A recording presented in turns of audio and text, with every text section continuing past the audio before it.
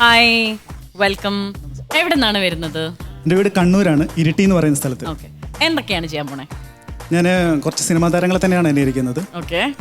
ഞാൻ ആദ്യം അനുകരിക്കാൻ പഠിച്ചതും സ്റ്റേജിൽ ചെയ്തതും സുരേഷ് ഗോപി സാറിൻ്റെ ശബ്ദമാണ്. അപ്പോൾ അദ്ദേഹത്തിൻ്റെ പത്രം എന്ന ചിത്രത്തിലെ ഒരു ഡയലോഗ് അനുകരിക്കാൻ ശ്രമിക്കുകയാണ് ഞാൻ. തുടങ്ങാം. മാഡം ദാ ഇപ്പം പറഞ്ഞില്ലേ, ആരുമല്ലാത്തവൻ വെറുതെ പത്രം വിറ്റ് നടക്കുന്ന തെരുവ് തെണ്ടി എന്നൊക്കെ. ഈ വിഭൂഷണങ്ങളും അലങ്കാരങ്ങളൊക്കെ എടുത്ത് അണിഞ്ഞാൽ അത് മറ്റേതൊരാളെക്കാളും യോജിക്കുന്നൊരവസ്ഥയുണ്ടായിരുന്നു മാഡം എനിക്ക്. യെസ് മാഡം, ഹിജറകളും ഹുക്കേസും ഹൈടെക്കുകളും പെട്ലേസും പിന്നെ പേരറിയാത്ത ഒരുപാട് പെമ്പുകളും പ്രമാണിമാരുമെല്ലാം ഒരുമിച്ചൊഴുകുന്ന ബോംബെ മഹാനഗരത്തിലെ ട്രാഫിക് ജാമുകളിൽ ഒരു തെരുവ് തെണ്ടിയുടെ ജന്മം എടുത്ത് നിന്നിട്ടുണ്ട് നന്ദഗോപാൽ.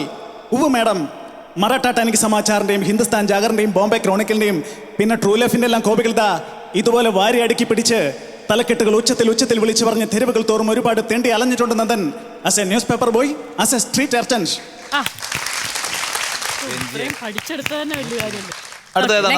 അടുത്തായിട്ട് കുഞ്ചാക്കോ ബോവൻ സ്വപ്നക്കൂട് എന്ന ചിത്രത്തിലെ ക്ലൈമാക്സിലെ ഒരു ഡയലോഗ്. എടാ കുഞ്ഞുഞ്ഞു കഴിവേറി, ഇത് നിന്റെ അടുത്തുനിന്ന് വരാൻ നോക്കിയിരിക്കുകയെന്നടാ ഞാൻ.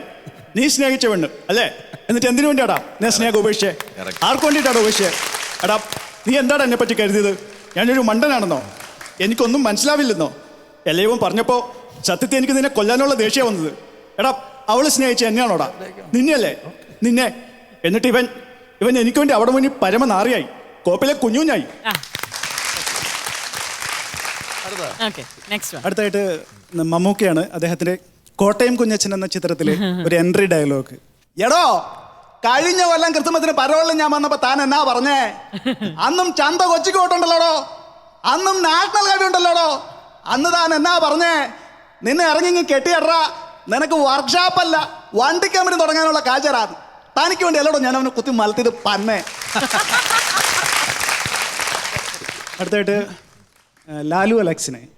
ഡാ ഇങ്ങ് വന്നേ, ഈ കുഞ്ഞച്ചനെ നീ തല്ലിയോ? അങ്ങനെ നീ എല്ലാരെയും തല്ലുവോ? അപ്പം നീ എന്നെയും തല്ലുവോ? എന്നാൽ അതൊന്നും അറിയണമല്ലോ. എടാ നായിന്റെ മോനെ, ഈ നാട്ടിൽ വന്ന് നീ വിളച്ചിലെടുത്താലുണ്ടല്ലോ ഇടിച്ചു നിന്റെ പതിരിയാൻ കലക്കും. മനസ്സിലായോ? മാറി വരുന്നുണ്ടല്ലേ, ആ കോൺഫിഡൻസ് അറിയാനുണ്ട്. അടുത്തത് തമിഴിന്റെ ഇളയ ദളപതി വിജയ്. ஆமாம், நான் தான் உன்னை முதல்ல நினைச்சேன்.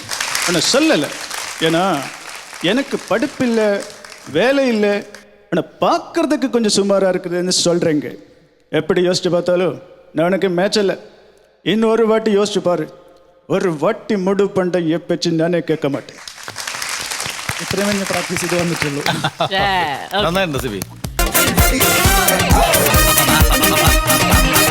Comedy Masters.